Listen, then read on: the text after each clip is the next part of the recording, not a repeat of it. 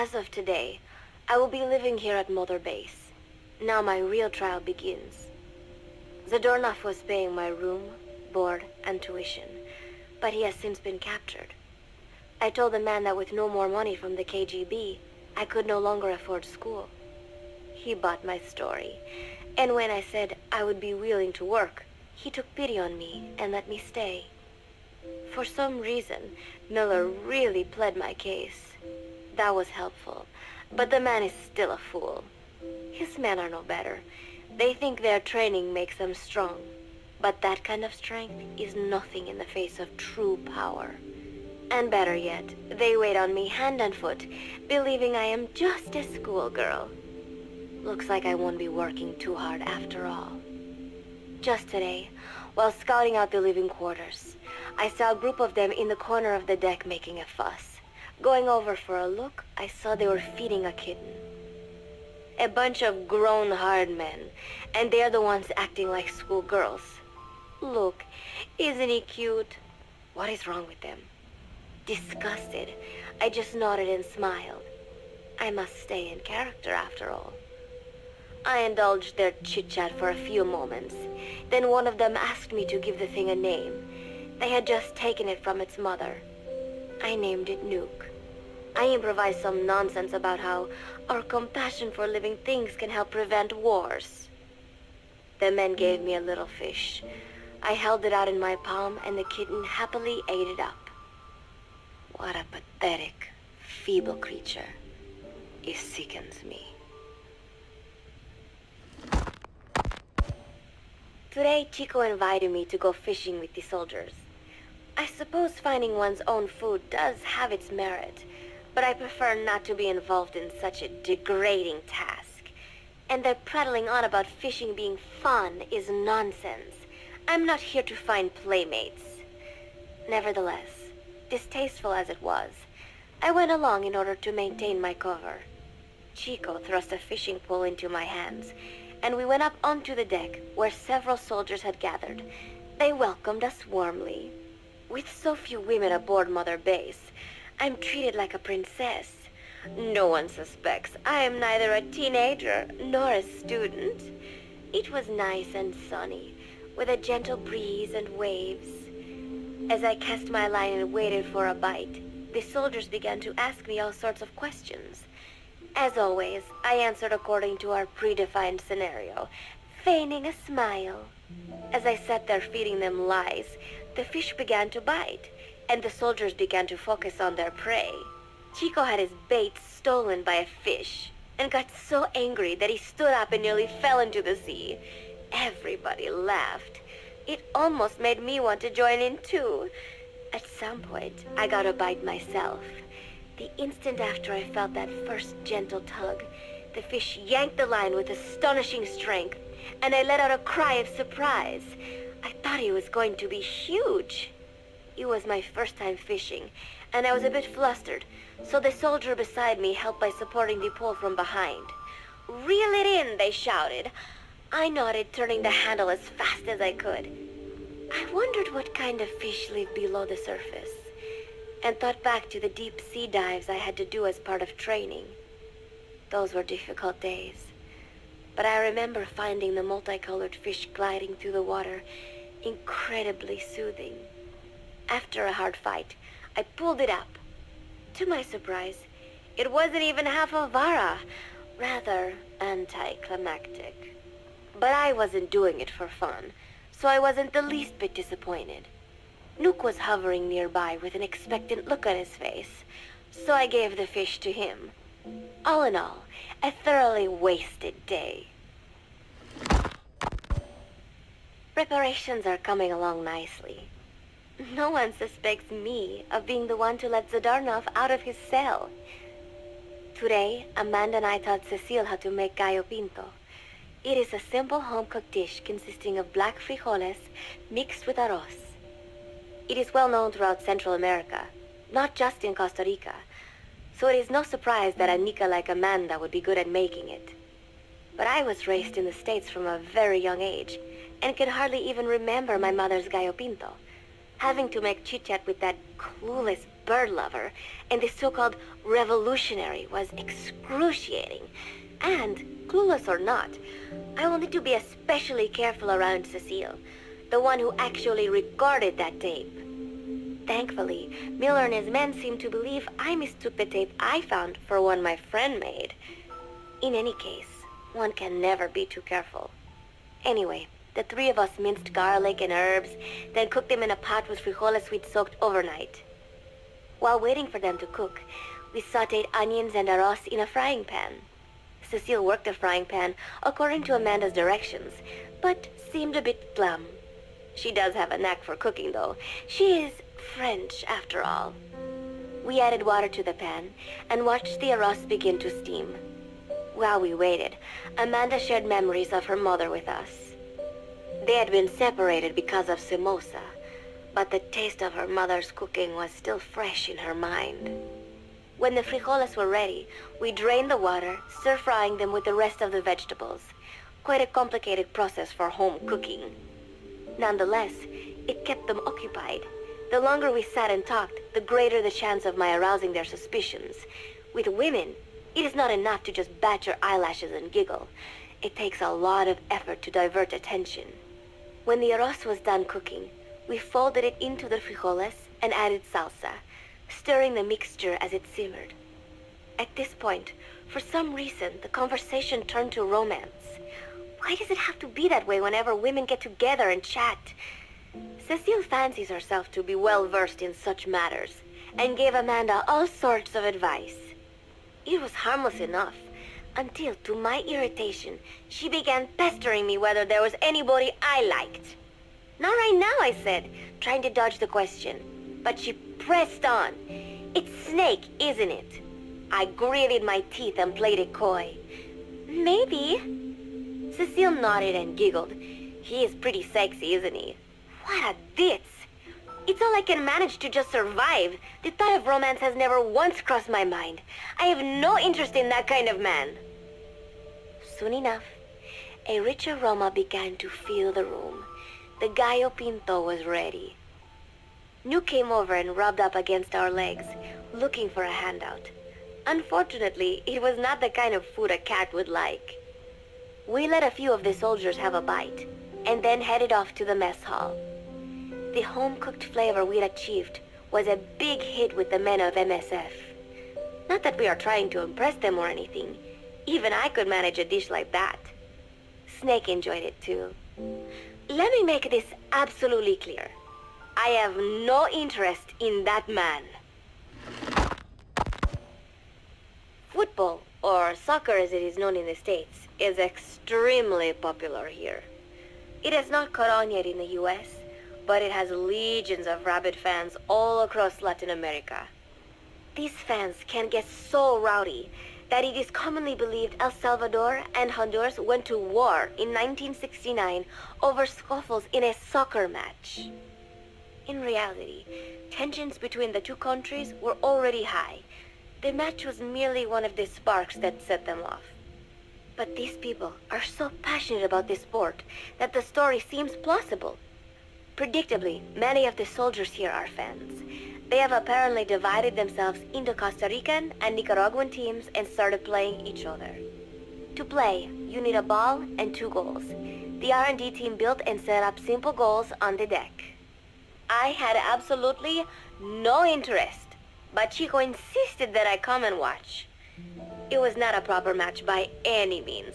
The pitch was not even regulation size, but the players and spectators alike got pretty excited. They banged empty cans and shouted cheers through the handmade megaphones.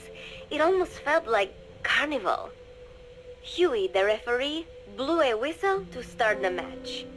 The soldiers' training has left them in excellent physical shape, but they lacked the honed skills of professionals and their play was quite rough. Midway through, one of the men collided with another. They started shouting at one another, but Huey stepped in. I thought we had forsaken our countries, become one with the earth, he said, quoting Snake. We are not competing for national pride here, and we are not fighting for the good of any one country. This is not a war. Soccer is a peaceful sport, am I right? The soldiers nodded. They know the pain of war, and they share Snake's vision. Perhaps that is why all this resonates with them. Team Costa Rica was down a man, and somehow I was picked to fill in. Costa Rica had the advantage up until that point. I suppose Huey wanted to keep it balanced.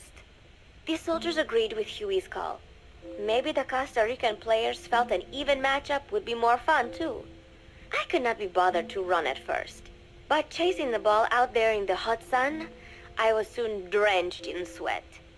Before long, I found myself actively seeking out the ball, partially out of desperation. I picked up a loose ball deep on the opponent's side of the field. Even though he's Nicaraguan, Chico cheered me on, yelling, "Go for it, shoot!" I launched the ball as hard as I could, only to have it blocked by the keeper. Disappointment only increased my determination. In the end, I didn't score a single goal, and Costa Rica gave up its lead. It was really close, though. We congratulated each other on a good match and sprawled out in the shade on the deck, exhausted. The ocean breeze felt so nice on my sun-soaked body. Nuke came over. It is one of his favorite spots, and stretched out next to me. And together, we watched fluffy white clouds drift lazily across the clear blue sky. It was lovely out today, so I decided to sun myself in a lounge chair up on the deck when Strangelove came up to me. Despite the heat, she was in her usual long sleeves and pants. I waved at her. She looked away and mumbled, "Hello there. Fancy meeting you here." I asked if she needed anything, feeling her eyes creeping up and down my body like she was savoring it. Finally, she swallowed and said, "You have such beautiful skin." Bewildered, I shook my head and said, "No, not at all.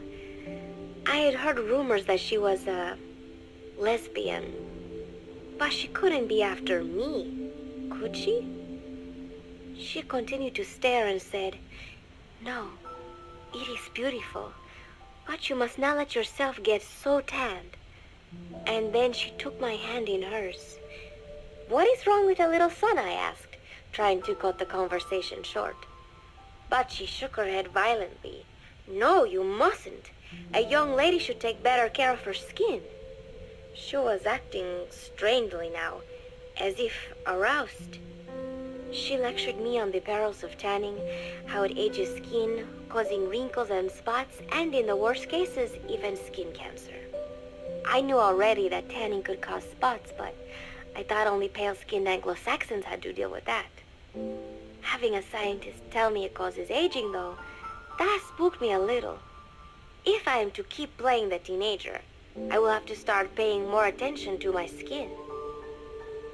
Sensing my anxiety, she took a small tube from her pocket.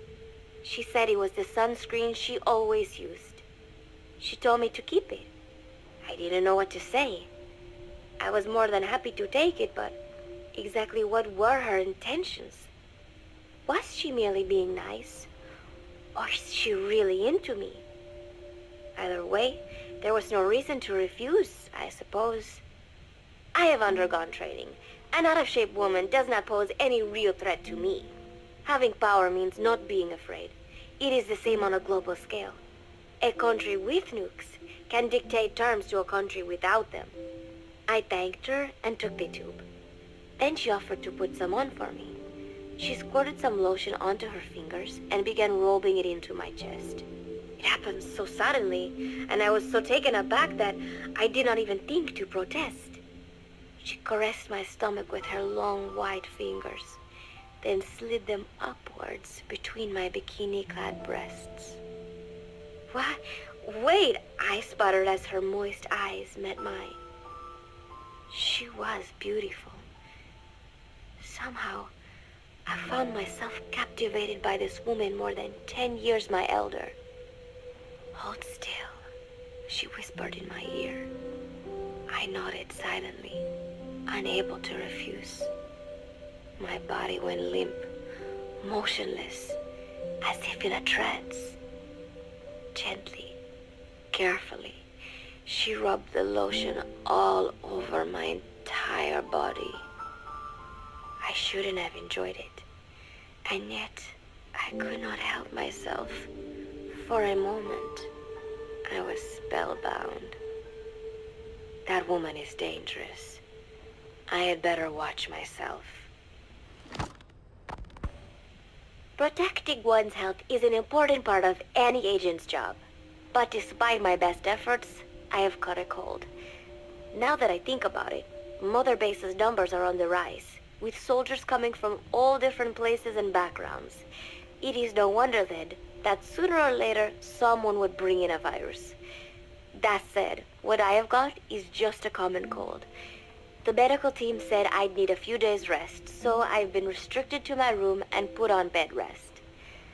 I thought I'd gotten used to not having anyone around to relate to, but at times like these, being alone is just miserable. All I could do is lay there and stroke Nook's back, trying to take my mind off how bad I felt. Nook just sat there, not making a sound. But I did have visitors. Amanda and Chico, Huey, Cecile, Miller, and a few of the soldiers I've become relatively close to. Amanda made me a soup with herbs she said were good for a cold. Miller told me to take it easy. I will sing you a lullaby, he said, then broke out a guitar and sang some incomprehensible song in Japanese. I did not need to understand the lyrics to know he is an awful singer. Then he said, "You know what is good for a cold? Suppositories. Here, I'll show you." He began to take off his pants, so I threw my tissue box at him to make him go away. Then Strangelove showed up, saying she had some miracle Indian cure. "It has got eucalyptus extract," she said. "It works best if you rub it into your chest." And then she tried to take off my nightshirt. I whacked her with my pillow, and I got rid of her. Chico brought me a little flower in a cup. It had been growing in a little bit of earth that probably found its way on board stuck to something else. "I found this on the deck. Here, you can have it." He tried to act nonchalant, but I am pretty sure he's got a crush on me. None of them understand. If they thought these little visits would cheer me up, they were wrong. Tonight, Snake himself came to my room. Like the rest, he believes I am just a schoolgirl and treats me as such. "Why did you abandon your country?" I asked him. "Why create the MSF?" Of course, I knew the answers already, but I wanted to hear it from him. As I had imagined, he was not exactly forthcoming. All he would say is that his country abandoned him because all he could do was fight, and that is why he needed the MSF, because that is all he is any good for. Then he said, "Fighting is the only thing I understand, but that does not mean I have got a grudge against those who believe in peace. I am not one of them, and I do not believe in peace. Conflict is in man's nature. We fight our enemies in order to survive." Maybe we are not so different after all, he and I. But that is exactly why I'm going to have to kill him, or else he will have to kill me. When I stop and think about this wretched existence, being killed by a man like that suddenly does not seem like such a bad thing. Every month, Mother Base throws a party for all the soldiers whose birthdays fall in that month. There is something strange about a military organization having parties. Really though, it is just an excuse to drink and make noise. It is not easy to get alcohol in a fortress in the middle of the ocean. Most days they are training from dawn till dusk. They do not have time for things like drinking. That is why Snake and Miller came up with the idea, to give everyone a chance to let loose. Obviously, a bunch of boors like that are not going to bother with blowing out candles on a cake.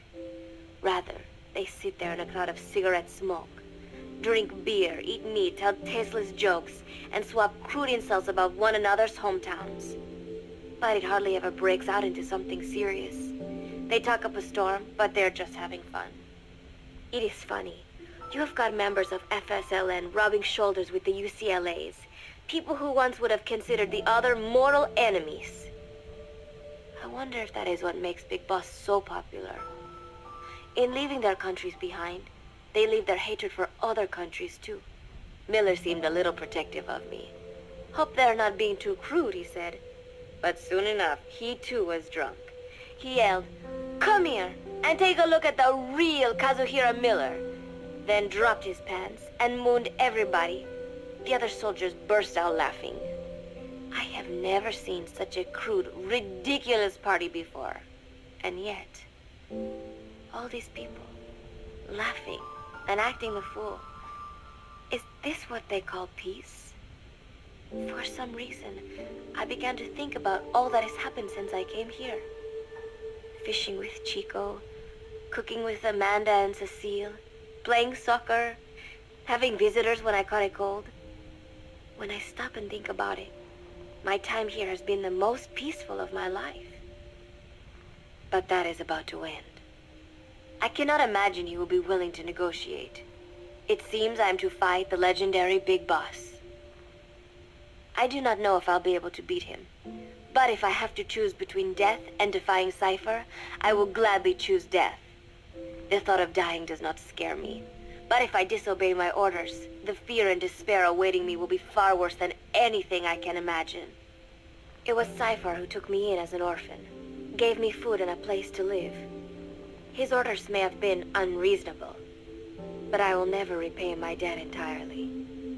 It seems I have no choice. I must fight this man. I must fight Snake. Do you know Miller, Snake's right-hand man? Apparently has got at least one serious weakness. He is an insatiable womanizer. He does not bother me, most likely because he considers teenagers off-limits. But he has hit on every single one of the few female soldiers here at Mother Base. They ought to be telling him where to stick it, but end up falling for it so easily. I think some of it stems from the fact that he is actually not that bad looking. Anyway, today, that nasty habit got him in trouble. He and Snake got into one of their rare fights, and I was there to see it. They burst out of the showers, completely naked, trading punches. I am no child. The sight of a naked man does not make me blush. But this was something else. "Maybe this'll teach you," Snake yelled as he slammed his fists into Miller's chest. I heard later that apparently he had been two-timing someone, and that same someone had gone to Snake with her troubles. As I see it, it is her own fault for letting herself be deceived like that. If she is too dumb to see through Miller's lies, then she got what she deserved. But this was not the first time it had happened, or the second, and Snake read Miller the riot act. Miller argued back, and what began as a shouting match turned into a fist fight. "You son of a bitch," Miller yelled as he swung. "Not bad," said Snake, smiling, "but not good enough." And then he was back on the offensive. They had already been at it pretty hard in the showers, and their bodies were covered with bruises.